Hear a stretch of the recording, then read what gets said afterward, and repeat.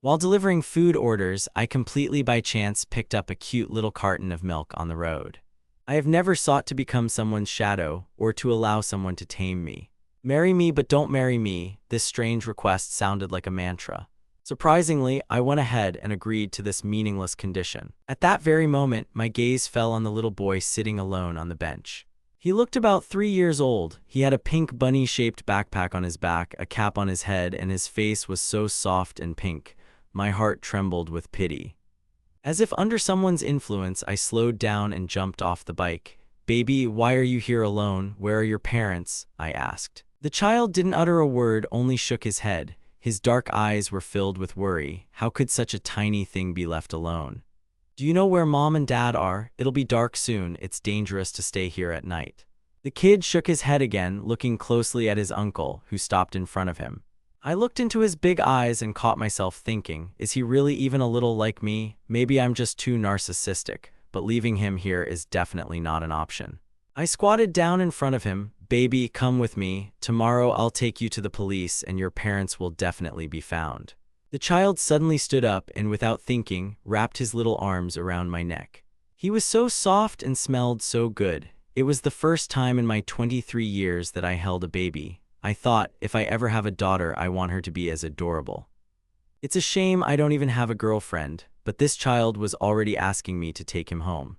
I nodded, surprised at how easily we got along. The baby clung tightly to my clothes. Having quickly brought the child home, I carefully examined him. "Well, are you wet?" I carefully touched his face. The skin was cool, but otherwise everything was fine.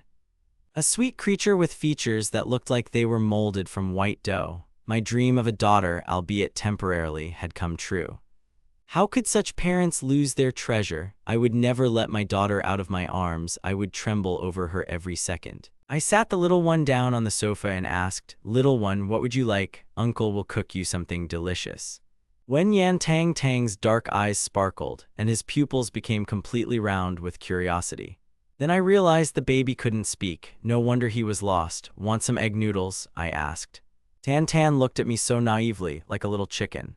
"Sit here and watch cartoons." I turned on the TV, which was covered in a layer of dust, and tuned it to a children's channel. Little Tang obediently sat down on the sofa and glued himself to the screen. In the kitchen, I found only the bare minimum of ingredients: noodles, eggs, and vegetables. Remembering the stash of beef, I sliced it and threw it into the pot. At this moment, Tang suddenly poked his head out from behind the door, peering into the kitchen. "What's wrong? Are the cartoons over already?" I chuckled. The kid looked at me with embarrassment and returned to watching. 10 minutes later, a bowl of fragrant egg noodles with beef and orange sauce was ready. "Baby, can you eat with chopsticks? If not, Uncle will feed you himself." Tang obediently opened his mouth, waiting for the treat. I carefully fed the baby noodles and eggs. After eating his fill, Tan returned to the sofa and sat next to me to watch TV.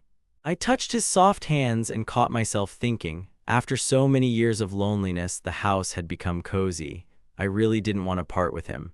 At that moment, the phone rang and it was Director Liu. "How's my sister?" I asked.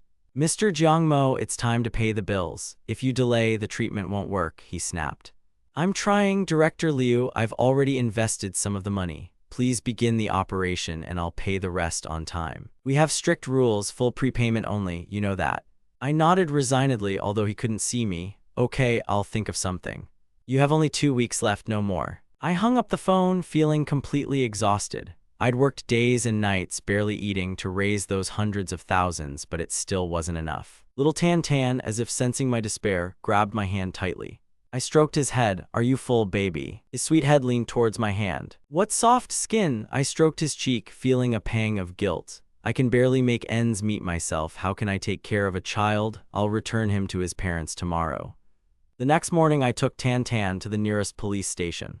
"Leave him here for now. We will find his relatives and you can take him," they told me.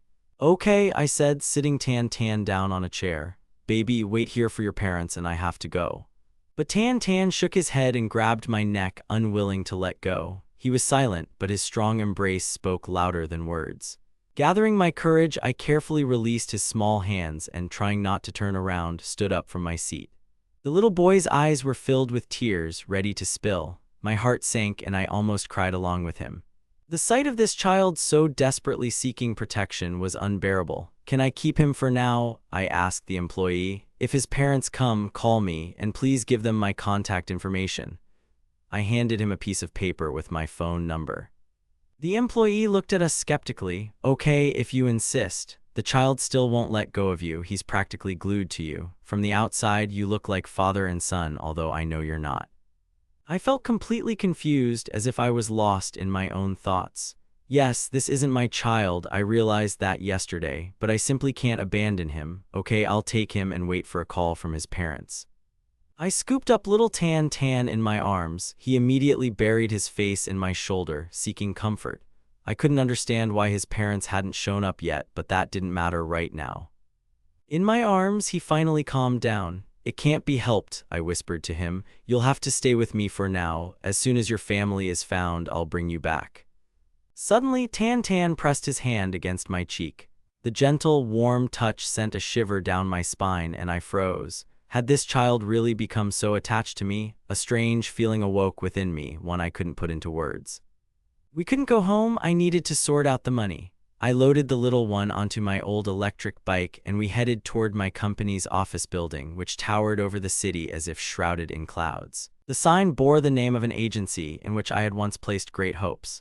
"I'm an artist with Jackson Entertainment, though in reality everyone here has long forgotten about me." No one even glanced in our direction when Tang Tang and I walked inside. I timidly knocked on the door of Mr. Wu's office, my boss. "Come in," came a dry voice. Mr. Wu was sitting behind a massive desk, a middle-aged man with narrow eyes and a potbelly, dressed in a gray suit. He adjusted his glasses and looked at me in surprise.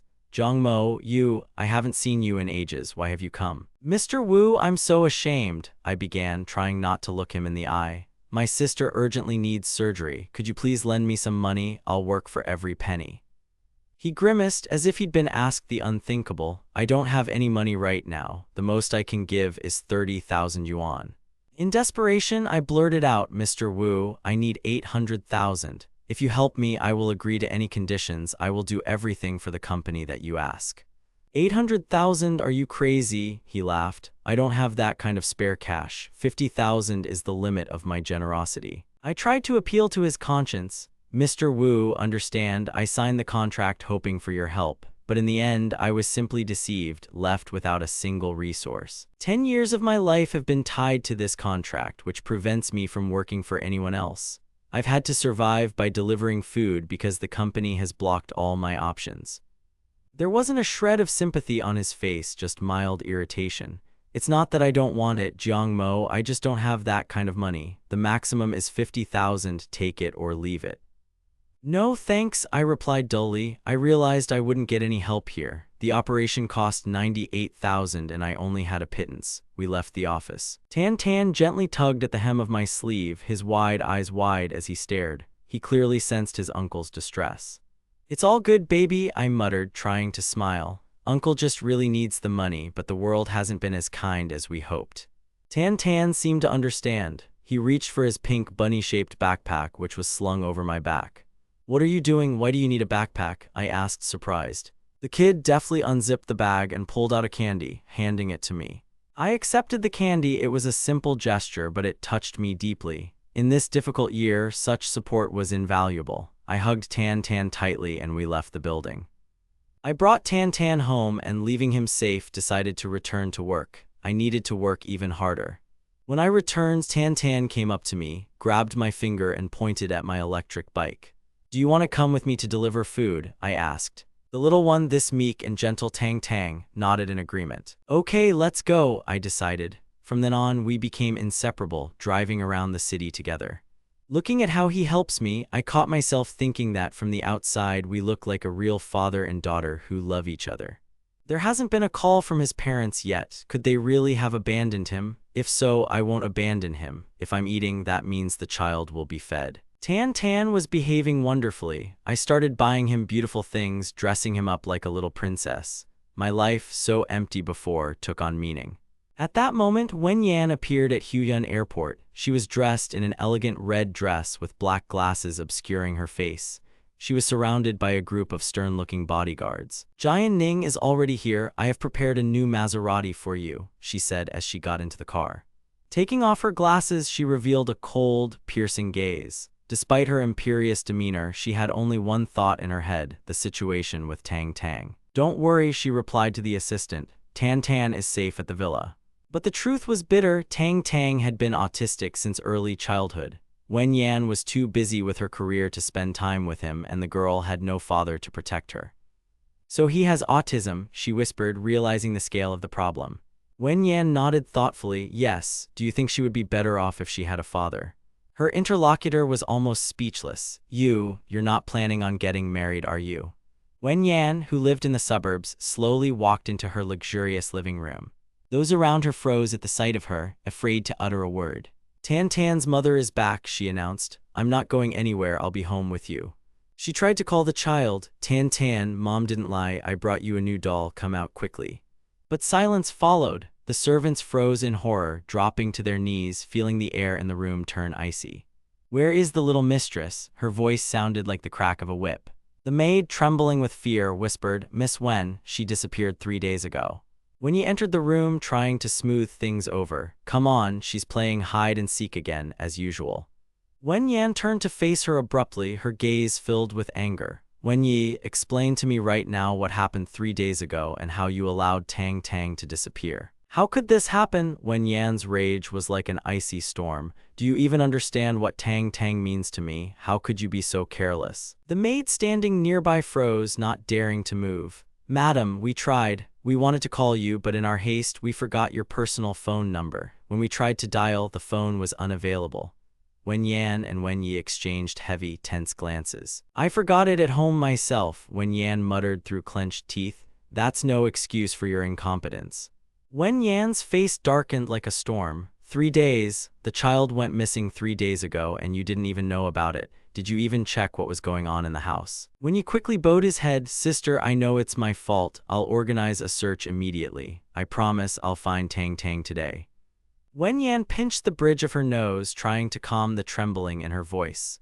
I'm going with you. Raise all your men, every single one of them. If Tang Tang isn't home by evening, you'll have only yourself to blame. Her cold gaze pierced Wen Yi. Wen Yi felt a chill run down his spine and hurried to carry out the order. Don't worry, sister, I'll do my best. Meanwhile, in another part of the city, Tan Tan and I continued our normal lives. I was delivering orders, and the little one was patiently waiting for me by the parked e-bike. Passers-by glanced at us curiously. Dude, are you seriously taking a child on a delivery? It's dangerous, and where's his mother? I just sighed. Life's difficulties left me no choice. Tan Tan, are you cold in there? I approached him after another delivery. Uncle earned a little more today, so we'll buy you some delicious shrimp. Tan Tan nodded happily and returned to his post near my bike, continuing to keep a close eye on the situation. 3 minutes later, we were already in the central shopping center. The crowd around us was bustling after work. I held Tan Tan's hand tightly and led him into the food court. Baby, want something special? Tang Tang nodded, his dark eyes shining, curved like crescent moons. He was happy. I filled a basket with treats, fresh shrimp, tender meat, spare ribs. I wanted the baby to get stronger. I also bought a beautiful potted orchid and some nutritional mixes to pamper him a little. That evening, we went to the central hospital. I took Tan Tan to the familiar room on the 3rd floor. A beautiful woman lay on the bed, my sister. Despite her pallor, her face seemed the most precious in the world to me, though now she looked utterly exhausted. Sister, I'm here, I said quietly, entering the room. She opened her eyes, her voice weak. Jiang Mo, why are you wasting money again? You brought so many things, and this room, it costs a fortune. Why such an expense? I carefully sat Tan Tan down on the next bed and took out the supplements I'd bought. Don't worry about the money, sister. I can handle it. The main thing is your health. She looked at me with pain. You have 3 surgeries ahead of you. That's a huge amount of money. Maybe it's better to give in. You've completely stopped relaxing and have lost so much weight that you're unrecognizable. Everything will be fine, I replied, hiding my fatigue. I'm running around with orders, and maybe I'll be able to join a film crew soon. They pay a lot more there. At that moment, Jiang Yao, my sister, noticed Tang Tang. The little one was sitting quietly, his face so gentle and touching that she couldn't help but smile. Is this your daughter? Where did you get a daughter? I immediately rushed to explain, "What daughter? I'm only 23. This is a little baby I found on the street a few days ago and his parents still haven't come forward." Jiang Yao raised her eyebrows in surprise. "Is that so? But look, he looks so much like you." I chuckled. "Yeah, that's what everyone says. It's probably just an illusion." A strange feeling of déjà vu came over us both. "Baby, say hello, this is your aunt," I said softly. Tang Tang raised his cute face and smiled shyly at his sister. "Sister, he can't talk," I added quietly. Jiang Yao pressed her hand to her heart, her eyes filled with tears. "Poor little one, so beautiful and such an illness." "I think his parents abandoned him," I whispered. "It breaks my heart to think about what he had to go through."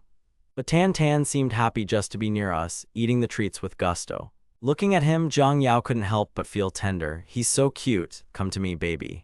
Tang Tang slid off the bed easily and walked towards her. Jiang Yao gently stroked his hair. "Poor child, you've been through so much." The baby continued to chew, not understanding the adult's pity, because now he was safe. "How are the nurses here? Do they treat you well?" I asked. She nodded. "Don't worry about me. It's late. Go home and rest." "Okay, I'll come back in a couple of days," I said. I took Tan Tan's hand and we walked out to my e-bike. Suddenly, right in front of us, several luxury cars, the kind I had only seen in pictures, stopped with a screech of brakes. The door of one of the cars opened. Elegant black stiletto heels emerged, followed by long legs. A woman in a black dress emerged. Her skin was porcelain white and her long dark hair fell over her chest. There was a cool, almost frightening grace about her. I froze. This woman looked like she stepped out of a billboard, but I'd seen that face somewhere before. It seemed vaguely familiar. It was Wen Yan. She walked up to me, her voice like ice. You're the one who found my daughter." Wen Yan turned her gaze to Tang Tang, who was standing next to her. "Is this her?" I nodded. "Yes, this is Wen Yi Tang Tang." Wen Yan walked up to the child and pinched his cheek, but her eyes were a mixture of fear and anger. "Tang Tang, do you even realize what you've done? Do you realize your mother nearly went crazy looking for you?" However, the baby only turned away, clutching my hand tightly, as if seeking protection. Wen Yan looked at my old electric bike. "What kind of junk is this that you carry my daughter on?" I blushed and rubbed my nose. This is my transport. I'm a courier delivering food." "Ah, the courier?" Wen Yan eyed me appraisingly. "I've never seen such a handsome courier. I must admit, you look even more interesting than I expected." Wen Yan pulled Tang Tang aside, away from prying eyes. Her expression softened, though her eyes still betrayed worry. "Thank you for saving my daughter," she said quietly. "This is Tang Tang. She's almost 3 years old." Wen Yi, who was standing nearby, was furious at the way his sister was acting towards this guy, but seeing her look, he quickly bit his tongue. I tried to explain the situation. "I found her 3 days ago at a bus stop. It was dark and cold, and I couldn't leave her alone. The next day we went to the police, but she wouldn't leave my side. I left my number there, didn't they tell you?" Wen Yi was seething with anger, realizing that his people had shown complete incompetence in their search, but he remained silent. However, Wen Yan only nodded, looking at me with sincere gratitude. "You are a kind person."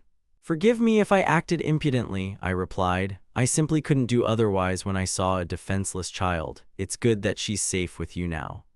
But something inside me snapped. Even though we'd only spent 3 days together, I'd grown attached to the little girl as if she were my own daughter. When Tan Tan heard that they were going to take her away, she grabbed my hand tightly with her tiny hands. "You have such a beautiful name, Tan Tan," I said tenderly, trying to pry her fingers from my clothes.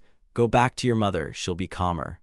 But the little girl stubbornly held onto my leg, showing with her whole appearance that she wasn't going anywhere. "When you tried to pick her up, Tang Tang, come on, stop tormenting Uncle. Mom already punished you for running away." Before I could finish speaking, Wen Yan's icy gaze fell on me, causing me to instantly shut up. I spoke softly to the child. "Be obedient, Tan Tan. Come home with your mother, okay?" She shook her head firmly, refusing to let me go. For the first time, I found myself so close to such a woman that her aura made me want to take a step back. "You saved my daughter," she said. "What reward do you want for this?" I shook my head. "I don't need a reward, I just helped the child." When he interjected, not hiding his irritation, "Are you stupid? You're just a courier, you're probably in debt. Ask for money, my sister is very rich, it would be a shame to miss such a chance." Wen Yan interrupted him with a short gesture. "Jiang Mo, don't listen to him, you really can ask for any amount." I hesitated. Money is what I need most now, since my sister needs an operation and I've been struggling to make ends meet. Wen Yan looked at me carefully. "Is anyone in your family sick? Did you talk about it at the hospital?" Wenyi looked dumbfounded. Since when did his sister become so interested in the life of an ordinary courier? Yes, I replied, my sister is in the hospital now, she is very ill. Wenyan frowned, is this serious? The situation is difficult, but I believe that she will cope if she has the operation in time. She nodded slightly, I appreciate your honesty. I suddenly burst out laughing, probably from nervous tension. That smile made Wenyan's gaze linger on me. It seemed she saw right through me. Wenyi began to lose his patience. Sister, how long are we going to stand here? We have things to do and it's time for Tang Tang to have dinner. Wenyan said briefly, let's go. But Tan Tan still held onto my leg, unwilling to give up. Tan Tan, behave well and go home, I urged her. She continued to hold on to my little finger, as if she hoped that I would go with them. I squatted down and touched her head. You're a good girl, baby. Mom was really worried. If you want to see Uncle, come see me. You know where I work. Tang Tang nodded and finally released her grip. Wenyi was amazed. This was the first time this little devil had obeyed so easily. Be good, Tan Tan. I'll try to visit you when I have a free minute, I promised. Tan Tan nodded and kissed me on the cheek as a farewell, touching my face with her small foot. Warmth spread through my body. Had this child really become so attached to me? I felt incredibly happy. Wenyi was shocked. She's never even kissed me, and here comes a strange courier. It's unfair. Tan Tan, noticing his displeasure, only pushed him away and pulled her mother by the hand, demanding the phone. Wenyan took out Tang Tang's smartphone in surprise. The little girl handed it to me. I was completely confused. Wenyan explained she wants to keep your contact so as not to lose touch. I added my WeChat information under the name Uncle Jiang Tang Tang so that she wouldn't get confused. Tan Tan nodded, put the phone away in her small bag with satisfaction, and smiled. Before leaving, Wenyan handed me a business card. If you have any problems, call me. I looked at the name Wenyan, China's most famous actress, a top-tier star. I was stunned. The child I'd saved was the daughter of the most powerful woman in show business. I watched them go, knowing our worlds, heaven and earth, were never meant to intersect. Carefully putting the card in my pocket, I stood on the empty street, feeling as if my life had just changed irrevocably. The next morning, my peace was disturbed by a call from the company. Jiang Mo, we have great news. We've found a job for you. You're back in business. The voice on the other end sounded unusually cheerful. I froze in surprise. Wenyan, Mr. Wu, is that you? What job? Are they taking me on some kind of project? Yes, it's filming again as a dragon, just like last time. The casting director will send you the details in advance, came the reply. I wiped the drops of water from my face, still not believing my luck. When do I have to be on the court? Just for a couple of weeks. I'll send you the address in a message. After hanging up, I quickly washed my face. I thought this would be a serious role, but it turned out to be just another extra in a suit. But do I really have the right to choose in my current situation? Looking in the mirror, I saw the reflection of a guy whose 3 years at this company had been spent in empty expectations. The contract was suffocating me, and I continued to play the role of loser while others, more successful, built their careers. I spent the next 2 days at a frantic pace, delivering food during the day and working part-time on the street at night. By the evening of the second day, I was completely drained. I had to skip dinner and just collapsed on the bed. And then a wave of longing for Tan Tan washed over me. I wondered what the baby was doing. I hoped he was already asleep or watching cartoons. Tan Tan is an amazing kid. He once tried to help me wash the dishes, and even though we broke a couple of plates, it was one of the warmest moments of my life. But in Wen Yan's house, Tang Tang was clearly in rebellion. The little boy climbed onto the table and began knocking everything he could get his hands on off it. Toys flew to the floor, and the sound of breaking things could be heard everywhere. When you stood next to him, completely at a loss, Tang Tang, come on. Are you really going to throw a tantrum just because you don't want to eat? The kid just stubbornly shook his head, glaring at Wenyi. Wenyi sighed, trying to calm the child down. What do you want? Tell uncle what to cook. We'll order you any food you want. Tang Tang, waving his arms, drew a large bowl in the air. He wanted only one thing, the noodles Uncle Jiang made. Do you want cake or something else? Wenyi tried to guess.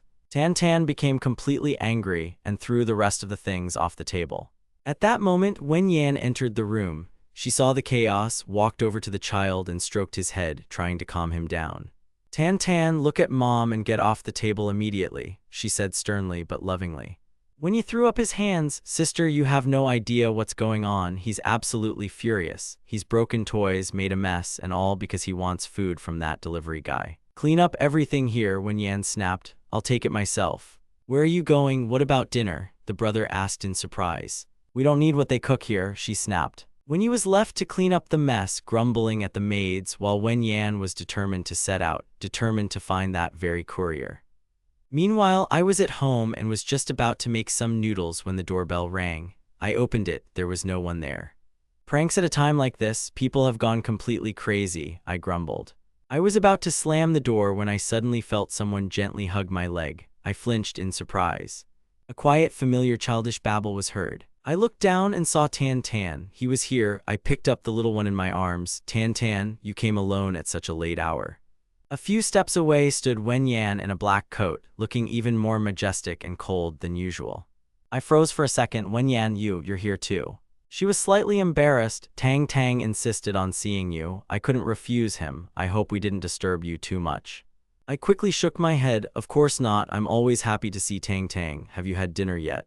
The baby in my arms nodded happily, as if agreeing that he was very hungry. I was just about to cook, I smiled. There are some shrimp left. I'll make something delicious especially for Tan Tan. Tan Tan gently hugged me around the neck and pressed his face against my shoulder. He felt at home next to me. Entering my small apartment, Wen Yan looked around in surprise. It was very cramped, the furnishings extremely simple and modest. I became nervous. Sorry for the mess, it's not as cozy here as yours. Wen Yan sat down on the old sofa trying to act confident, although it felt like she was here for the first time. A famous actress in my tiny rented apartment. I hurried to the kitchen, feeling terribly awkward. Luckily, there was beef in the fridge. Just as I was starting to take out the groceries, Wen Yan walked into the kitchen and took off her coat. She was wearing an elegant black dress. I'll help you, she said, reaching out to the vegetables. I was almost speechless. Her fingers were so delicate and she herself emanated an incredible aroma. No, what are you saying? I'm here, you're the guest, I fussed. I just want to help, don't be embarrassed, she replied softly. I quickly explained how to best chop the vegetables, trying not to look at her too closely. At some point, our hands touched. Her skin was cool as ice, and the contact sent a jolt of electricity through me. My heart was pounding so hard I could barely concentrate on cooking. I fried beef and shrimp, trying to get everything perfect to somehow justify the presence of such a star in my kitchen. Wen Yan returned to Tang Tang and gently stroked his cheek. Are you so happy here? Do you really like Uncle Jiang so much? Tan Tan nodded, smiling broadly, showing how happy he felt. Wen Yan quietly added, looking at us, if you like Uncle so much, I will bring you here more often. Little Tan Tan was delighted. He looked at me as if I were the most important person in the world and expressed his desire to live here permanently so he could deliver food with me when he grew up. Tang Tang, let's go have dinner. Wen Yan helped me set the plates on the table. The aroma of food filled the tiny kitchen. Tan Tan, wasting no time, pulled up his small stool and sat right in the middle between me and his mother. The baby ate with such gusto that it warmed my heart. I looked at him tenderly. It's a shame such a wonderful child isn't mine. I wonder who his father is. He must be incredibly influential since Tan Tan has been surrounded by such luxury since birth, even if he now sits in my squalid closet. Wen Yan, looking somewhere to the side, quietly said, "Your food is delicious." "Thank you," I replied, trying to be deliberately polite and keep my distance. She was, after all, a married woman, and I had to remember that. After dinner, Wen Yan started clearing the plates, and when I wanted to go wash the dishes, she got ahead of me. I jumped up from my chair. No, it's not necessary. You're a guest, I can't let you wash dishes in my house, I insisted. In the end, we went into the kitchen together. While they were busy with the housework, I sat in the living room with Tan Tan, watching cartoons. I've always loved children, but in my situation, a poor delivery boy with a sick sister, I couldn't even dream of having my own family. Suddenly, the sound of breaking ceramics came from the kitchen. I was in the doorway in a flash. What happened? Did you cut yourself? Wen Yan shook her head guiltily as she looked at the shards. Sorry, it was an accident. I'll make it up to you tomorrow. It's nothing, don't think about it. I quickly collected the pieces before she got hurt. But as soon as I moved away, there was another crash. A second plate fell. Zhang Mo, I'm so clumsy. I'm sorry, they're so slippery. She looked completely confused. That's enough, step aside, I'll do it myself. I gently took the plate from her and quickly washed up the remains. Wen Yan watched my movements. Zhang Mo, you are so caring. It was past midnight. I knew it was time for them to go, so I suggested they go to the hotel. Wen Yan tried to book a room, but without success. There don't seem to be any suitable hotels in the area, she said with a hint of annoyance. I couldn't bear the thought of her running around the city at night with a child. Listen, maybe you should stay with me. I have 2 rooms, you can take mine and I'll make myself comfortable on the couch in the living room. Wen Yan agreed without a shadow of a doubt. Okay, thank you. Deep down, I was still wondering, why did she, such a successful and intelligent woman, accept my proposal so easily? It's very cold here, let's get inside quickly, I urged them. Wen Yan walked ahead, holding Tang Tang, and she seemed surprisingly at home in my apartment, as if she had just returned home. I was happy to see the smile on Tan Tan's face. I quickly remade the bed, taking a new, unused set of sheets from the closet, and brought a pillow to the sofa. Having taken my things into the living room, I prepared a place for them. Lying on the couch, I couldn't fall asleep. The woman the whole country dreamed of was sleeping in my room. Suddenly, I heard someone calling my name, Jiang Mo. I listened. The voice repeated itself. It was no illusion. I stood up and walked towards the bedroom. Little Tan Tan slept in the closet instead of in the bed, which amused me. Jiang Mo came this time from the bathroom. My breath caught in my throat. I'm here, I responded. Wen Yan's voice came from behind the door. I forgot to bring a change of clothes. Could you find something for me? I rummaged through the closet, found a dress I'd never worn, and knocked on the bathroom door. When it opened, I involuntarily took a step forward and froze. I caught a glimpse of her shoulders, snow white, smooth as marble. I immediately looked away, feeling my face flush. She held out her hand, and I, trying not to look, handed her the clothes. I carefully moved Tan Tan from the closet to the bed, covered him up, and hurried out. The baby hugged me tightly around the neck in his sleep and then let go. Sleep, I'll go, I muttered. That night, I couldn't sleep a wink, constantly remembering that fleeting moment in the bathroom doorway. In the morning, I got up before dawn, made breakfast, and waited for them to come out. 10 minutes later, Wen Yan came out with Tang Tang, who ran out to meet me briskly.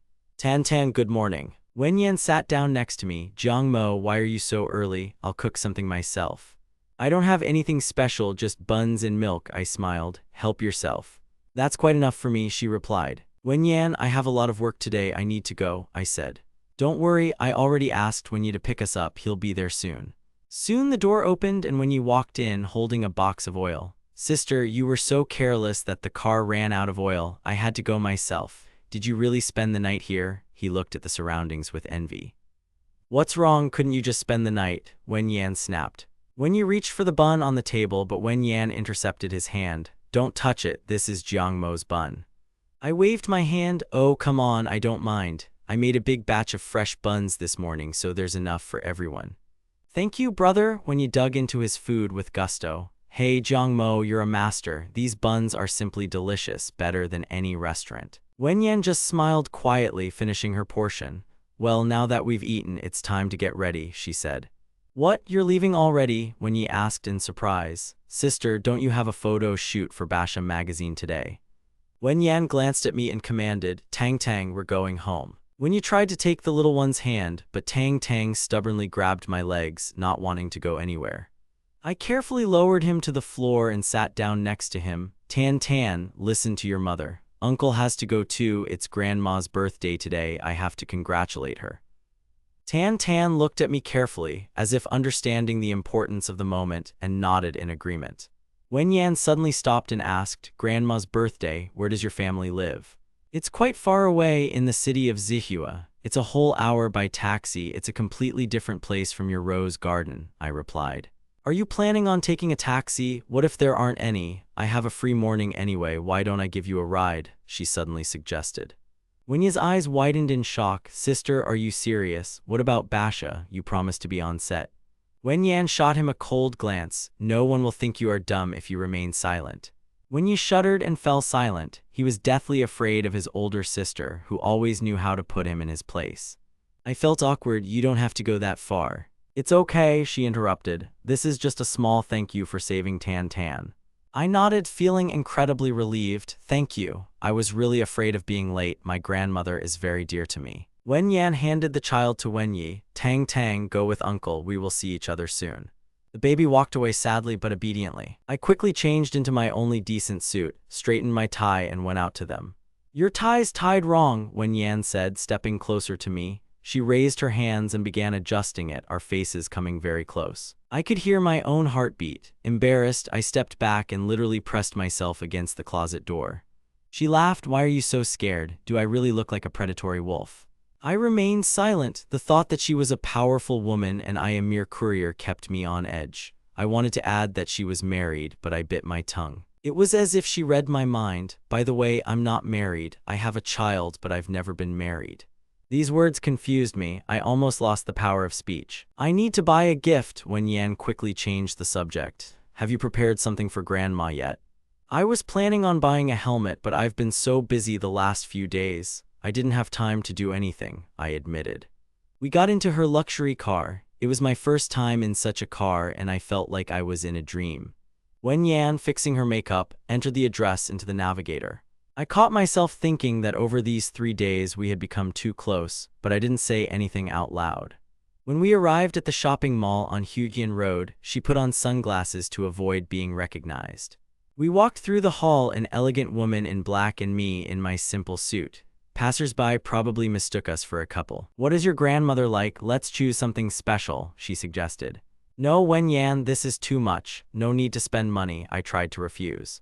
She pointed to a delicate purple bracelet. "Look, this is from Morris. It would make a great gift for an older lady." I glanced at the price tag, 18,800 yuan. My hair stood on end. "That's a fortune. No, let's choose something more personal, something simpler." But she had already called a consultant and made the purchase. I couldn't stop her. Her confidence overwhelmed all my objections. "What did you want to give yourself?" she asked. "I chose gold earrings for 2,888 yuan, I replied. "They're just what Grandma wears. She'll be happy." The journey took another half hour, and soon we found ourselves at the Rose Garden. I got out of the car and looked anxiously at the huge hotel where the celebration was taking place. "It's here. Do you want to come in?" She handed me a beautiful gift box. "I'm not going. Give this to Grandma for me." "Wen Yan, this is too expensive a gift. I can't accept it." I tried to return the box, but she just shook her head. When we entered, my aunt immediately noticed us. My cousin, who had already managed to show off his expensive gifts, was hanging around her. I greeted my relatives politely. Auntie gave me a disdainful look. "Oh, Jiang Mo, our courier has arrived. I hope you at least brought something for Grandma and didn't just come for something to eat." "I have prepared a gift," I answered calmly. Aunt Lee chuckled. "Really? Considering your income level, I'm even afraid to imagine what kind of gift this is." I preferred to remain silent, not wanting to get into an argument with my aunt. My cousin Jiang Gu emerged from the living room. He was holding a striking woman by the arm. She wore a stylish hat, her face concealed by thick, flawless makeup. She held herself confidently and gently touched his hand. "Jiang Mo, cousin is back," someone shouted. Aunt Lee, she beamed as she introduced them. "Jiang Mo, meet your cousin's girlfriend, Chen Jiao. She's the only daughter of a wealthy family, a real catch." She beamed with pride as she told all the guests about her son's faithful and wealthy bride. I nodded politely, forcing a routine smile to congratulate my cousin. Soon the conversation turned to me. "Jiang Mo, you graduated from college a year ago," someone remarked. "It's about time you found a decent girlfriend." Jiang Guo's mother, Auntie, sighed with feigned sympathy. "You know what Jiang Mo's family is in. His sister squandered all her money. Who in their right mind would agree to marry him?" Li Shi chimed in. "That's right, Jiang Mo, maybe you should find a way to fix your sister up somehow, otherwise you'll never get a decent bride." At this moment, my mother, Su Shi, stepped forward to stand up for me. "Don't worry, our family will handle everything." I felt my heart clench as my mother took my hand, her eyes shining with maternal concern. "Momo, did you suffer much while you were away?" she asked quietly. "Everything's fine, Mom, don't worry. I'm visiting my sister and she's doing well too," I replied, trying to sound as confident as possible. "Don't worry, I'll figure out how to raise money for your father's operation," she added in a whisper. Jiang Gu demonstratively turned to me. "Jiang Mo, come say hello to my fiancé." I nodded politely to Chen Jiao. "Greetings." She looked down at me, drawing out her words slightly. "So you're that Jiang Mo? I heard you deliver food in the center of the capital." "That's right," I answered dryly, not wanting to continue the dialogue.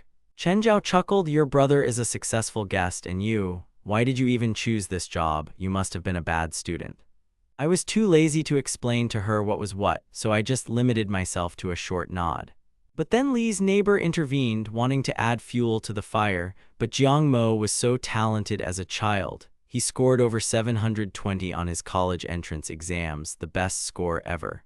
Chen Jiao was clearly shocked to hear this. The difference between a brilliant graduate and an ordinary courier seemed like a vast gulf to her. I just chuckled bitterly to myself. People only saw the cover. You wanted to be a star, studied at a media school, and ended up delivering food. Where's the career? Where's the status? These questions were clearly visible in their eyes. Li Shi, beaming, continued to praise her son. Look at our boy. He's only 28, already the star of the show, and what a bride he has, a beauty from a good family. Zhang Guo and Chen Jiao exchanged satisfied smiles. Mom, don't praise me so much, I'm modest, the cousin feigned modesty. Li Shi did not relent. My son is wonderful, I have the right to be proud of him. Aunt Jiang, not wanting to be outdone, chimed in, and my Ji is a good guy too. He's a senior manager at a major company, earning almost $1 million. And his girlfriend is a match, a colleague from a good family. I stood there, expressionless. This scene repeated itself year after year, an endless competition to see who had the most successful children. Aunt Jiang nudged me, stop standing there and go see Grandma. She missed you very much. Okay, I'm coming, I replied and headed deeper into the hall. Sun Ji and his girlfriend were already there. She was wearing an elegant white dress and an expensive coat, looking like a true socialite. Aunt Jiang immediately ran up to them. Oh, I'm so glad you came. This is my girlfriend Ning Ruei. We work together, Song Ji introduced her. Hello, Auntie, Ning Ruei said politely. What a beauty, simply delightful. The aunt was absolutely delighted. In the center of the living room on the sofa sat Grandma, an elderly woman with a kind, wrinkled face. Grandma, I called. I've arrived, I added quietly. Aunt Jiang immediately brought Song Ji to her. Mom, look at this beautiful girl our Ji brought. Grandma smiled happily. The atmosphere in the room was filled with celebration. All eyes suddenly turned to me, the only one who had arrived unpaired. Uncle chuckled. Jiang Mo is still working as a delivery man. Who would fall in love with a food delivery man? Song Ji added with feigned sympathy. Jiang Mo, why didn't you choose a proper profession? With your abilities, you could have worked in the public sector, but now you're delivering orders. Li Shi nodded. Maybe we should help the guy find at least some decent job. My mother Sume just smiled sadly, at a loss for words. And suddenly, before I could answer, a cold, commanding voice came from the doorway. Who said Jiang Mo doesn't have a girlfriend? A woman in an elegant black dress and dark sunglasses stood at the door, radiating incredible confidence.